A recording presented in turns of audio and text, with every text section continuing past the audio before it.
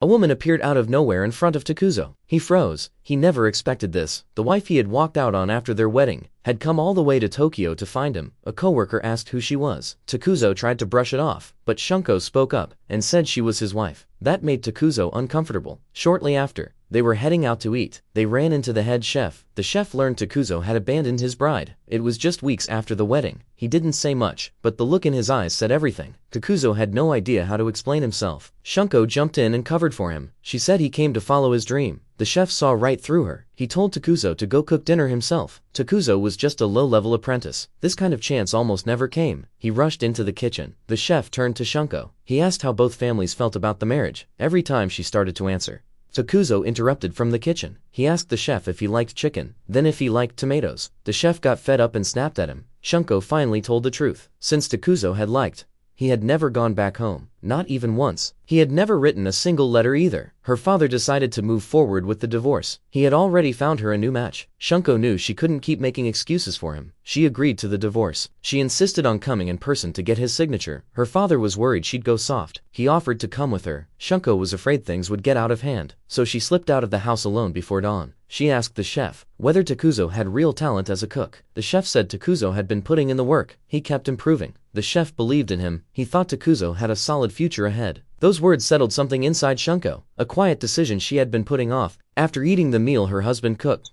she felt the warmth she hadn't felt in a long time, but Takuzo couldn't have cared less. He kept his eyes on the chef. He was fishing for feedback on his cooking. Watching him, Shunko felt a quiet ache. The chef said the food was decent, but the timing was off. The meat was overcooked. Takuzo asked Shunko to share some of hers. She refused without missing a beat. "You made this for me," she said. "I'm finishing it myself." Takuzo didn't get it, but Shunko knew. This was the first time she had eaten a meal cooked by the man she loved. It might also be the last. After dinner, they went back to the room. Shunko pulled out a handmade outfit for him. Takuzo lit up and immediately tried it on. Watching him, Shunko felt like the old days were back, but she knew those days were gone. Takuzo noticed something was off with her. Shunko said softly, "Let's get a divorce." Takuzo was stunned. Shunko said her family needed someone who could hold things together. As the oldest daughter, she couldn't wait forever for a man who was never there. After a long silence, Shunko asked quietly, "Have you really decided not to come back?" Takuzo's answer broke her heart. She pulled out the divorce papers. Through tears, she said,